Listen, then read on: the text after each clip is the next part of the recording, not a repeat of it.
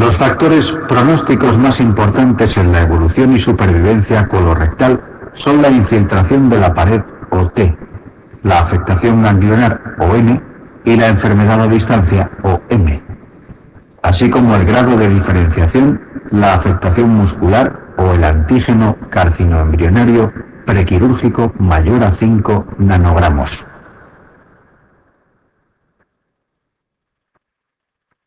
Una vez establecida la localización del tumor, ya sea cólica o rectal, y el estadiaje prequirúrgico en el caso del cáncer de recto, se indica la cirugía, que debe incluir resecciones anatómicas con márgenes oncológicos adecuados y linfadenectomías apropiadas.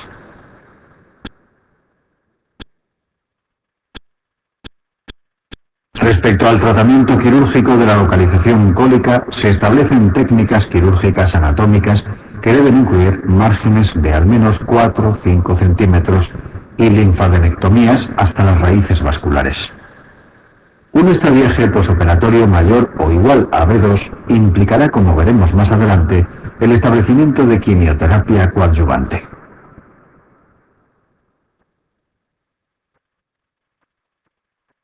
Cáncer de recto. En tumores de localización rectal con diagnóstico prequirúrgico de T3 o mayor o afectación ganglionar, se debe aplicar quimioterapia más radioterapia neoadyuvante. Esta terapéutica ha demostrado aumentar la supervivencia, disminuir el tamaño tumoral, la recidiva local y disminuir las complicaciones de la cirugía que vendrá a continuación y que deberá incluir la excisión total del mesorrecto para asegurar una resección oncológicamente aceptable.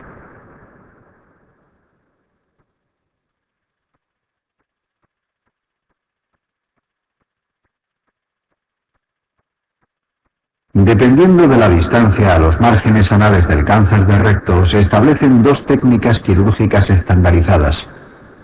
Hasta 4 o 5 centímetros del margen anal y debiendo asegurar una resección oncológica adecuada, se realiza resección anterior baja o ultrabaja, que implica una anastomosis primaria y por lo tanto la conservación de esfínteres y la no necesidad de estoma terminal definitivo.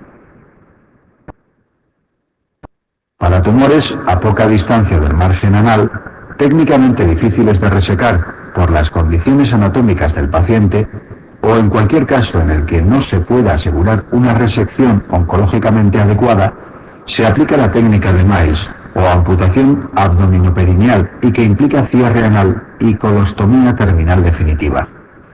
Por los adelantos técnicos, la quimioterapia y radioterapia preoperatoria y la mejoría de las condiciones de los pacientes que se van a someter a cirugía, en la actualidad la tendencia es la resección anterior ultrabaja, por lo que implica la no conservación de esfínteres y la falta de calidad de vida que esto conlleva.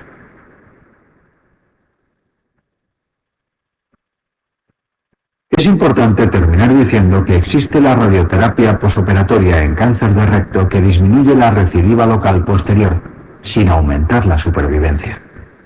Y por supuesto la aplicación de quimioterapia posoperatorio en aquellos tumores mayores de B2, que sí ha demostrado aumentar la supervivencia y que consiste más frecuentemente en la asociación de levamisol y ácido folínico como citoprotector.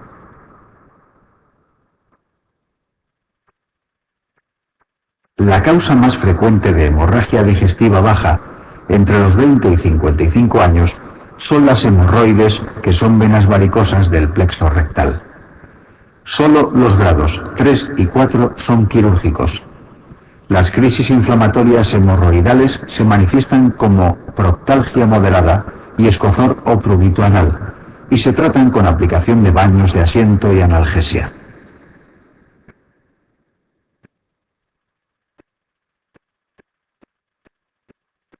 El siguiente cuadro resume el diagnóstico diferencial de proctalgia, excluyendo a las hemorroides ya comentadas. Frente a un paciente con proctalgia extremadamente intensa junto con un tacto rectal que presente hipertonía del esfínter, no debemos olvidar sospechar una fisura anal aguda, que en el 90% de los casos responde a tratamiento conservador, y que solo en un 10% de los casos se manifiesta a los 6 meses del tratamiento como fisura anal crónica, la cual requiere esfinterotomía lateral interna. La presencia de un orificio perianal con salida de material, ya sea purulento, fecaloideo o gas, nos debe hacer sospechar una fístula perianal. Si dicho orificio fistuloso se cierra, debemos sospechar un absceso subyacente. El tratamiento de una fístula resistente al tratamiento tópico es la fistulotomía. La presencia de proctalgia y fiebre es indicativa de la existencia de un absceso perianal, que puede palparse o no en el tacto rectal. Su tratamiento siempre será el drenaje quirúrgico. La fisiopatología de abscesos perianales repetidos puede subyacer a la presencia de una fístula perianal no diagnosticada.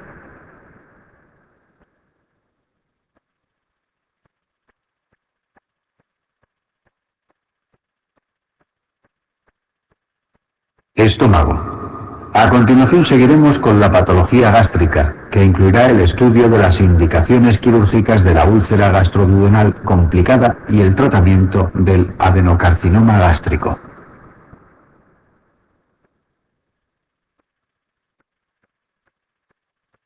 Úlcera péptica. Las indicaciones quirúrgicas de urgencia de la úlcera péptica son las que derivan de sus complicaciones.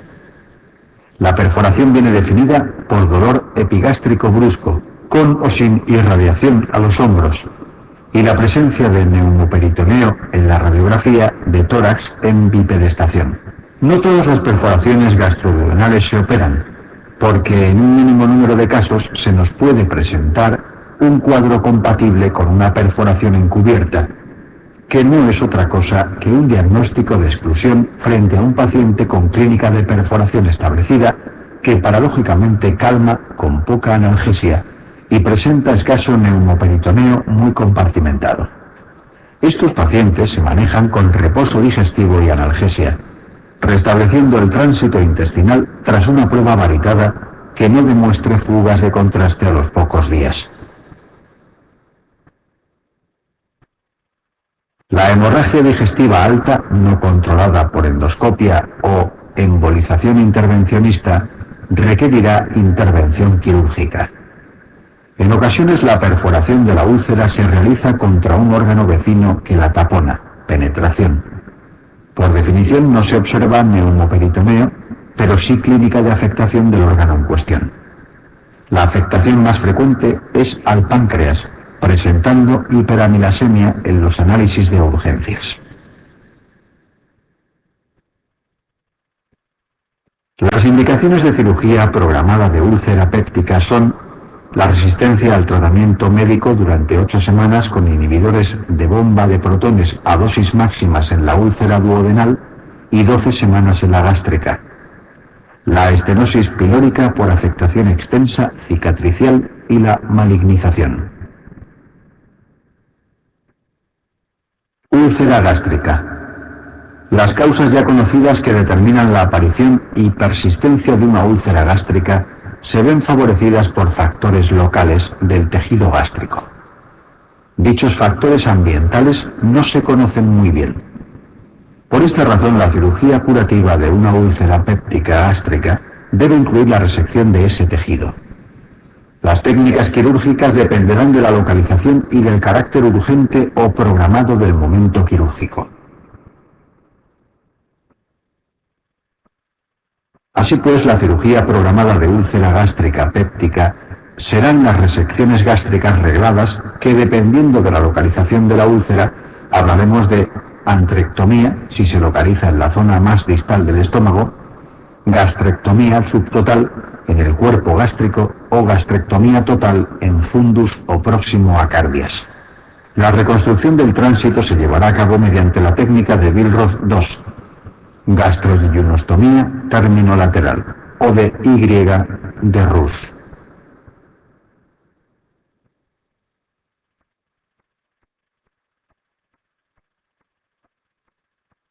La cirugía urgente de úlcera péptica gástrica depende de igual manera de la localización de la úlcera, que se clasifica en tipo 1 en curvatura menor gástrica a nivel de la incisura angularis, realizándose una antrectomía. Tipo 2, en la que hay dos, una úlcera gástrica y otra duodenal, tratándose ambas. Se trata mediante una antrectomía más sutura simple y vagotomía, sin necesidad de piloroplastia, pues este se extirpa. Las tipo 3 son pilóricas o prepilóricas, que se tratan como las duodenales, como veremos a continuación.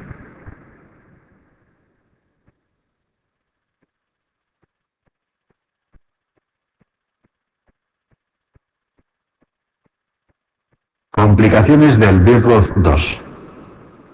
Las complicaciones del Billroth 2 son ampliamente conocidas por las connotaciones fisiopatológicas que derivan de la nueva disposición anatómica que determina la gastrogeinostomía laterolateral. A la sensación de mareo y diarrea a los 20 minutos de la ingesta se le denomina dumping precoz, que se explica por la expulsión de sustancias vasoactivas al torrente sanguíneo como respuesta a la hipovolemia que determina el vaciamiento gástrico rápido. A la hipoglucemia que se produce a las 2 horas de la ingesta se le denomina dumping tardío, cuyo mecanismo reflejo responde de igual manera al aumento brusco de insulina que determina el vaciamiento gástrico. A la clínica de reflujo biliar se la conoce como síndrome de asa aferente. Este es importante porque se ha demostrado que la exposición del tejido gástrico a la bilis es un factor predisponente a desarrollar cáncer. El tratamiento de estas complicaciones son, en primer lugar, medidas conservadoras posturales y dietéticas, como por ejemplo las dietas fraccionadas. En la pequeña proporción de casos en que éstas fracasan, es necesaria la reconversión quirúrgica a Y de Roux.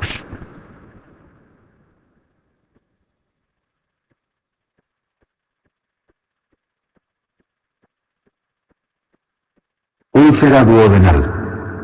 Se ha probado que el máximo responsable, hasta en un 95% de los casos de úlcera duodenal, es el Helicobacter pylori. En una poca proporción de los casos, 5%, la hipercloridria es la causa que subyace a su origen y mantenimiento. Así pues, tras el éxito de las terapias de erradicación de H. pylori, la cirugía curativa de una úlcera duodenal, complicada o resistente, será funcional. Esto quiere decir que consistirá en la sección a diferentes niveles del nervio responsable de la secreción ácida, el N vago. Otra función de este nervio es la regulación de la motilidad pilórica, de tal manera que cuando se activa abre el píloro y cuando no lo está, el píloro se mantiene cerrado. Esta acción la realiza mediante una rama denominada nervio de Latarjet. Dependiendo de la altura a la que se seccione el N vago, necesitaremos añadir o no a la cirugía un mecanismo evacuador del estómago, la piloroplastia.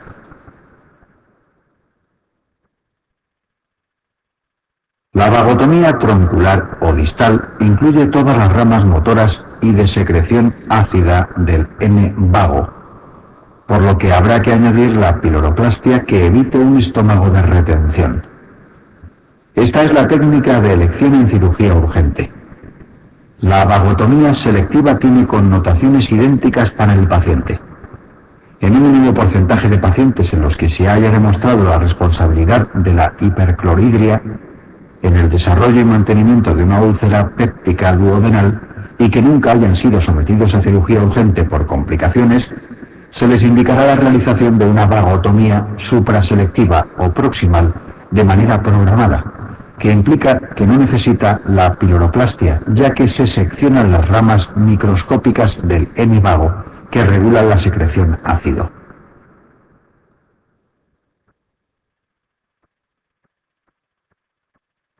La cirugía urgente de úlcera duodenal se basa en el mismo tratamiento quirúrgico siempre: sutura simple de la úlcera, epiplolastia y lavado peritoneal. La necesidad de añadir vagotomía troncular y piloroplastia vendrá dada por los datos que se adjunten al caso clínico. En pacientes sin antecedentes de tratamiento erradicador no se realizará vagotomía y se dará dicho tratamiento erradicador en los próximos días. Frente a un paciente con antecedentes de úlcera de larga evolución, terapias erradicadoras sin éxito o larga historia de tratamiento con IBPS, la sospecha de que el origen de la enfermedad radica en la hipercloridria nos obligará a la realización de vagotomía troncular y piloroplastia.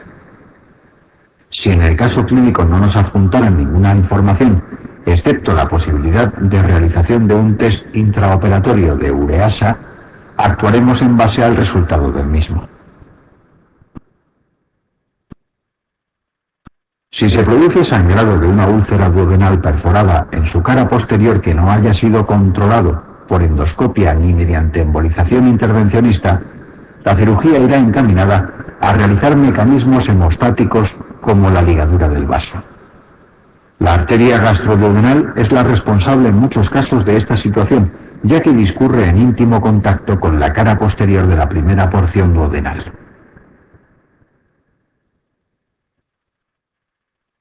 Ya hemos explicado la indicación de cirugía programada de la úlcera duodenal. Consiste en la vagotomía supraselectiva o proximal. Adenocarcinoma gástrico. Los factores predisponentes para el desarrollo de adenocarcinoma gástrico son los que se exponen en la siguiente diapositiva.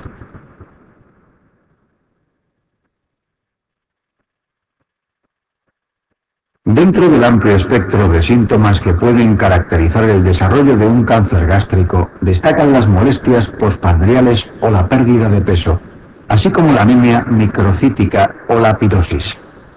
Se presupone que en el momento de aparición del primer síntoma, el 85% de los casos ya no son carcinomas precoces.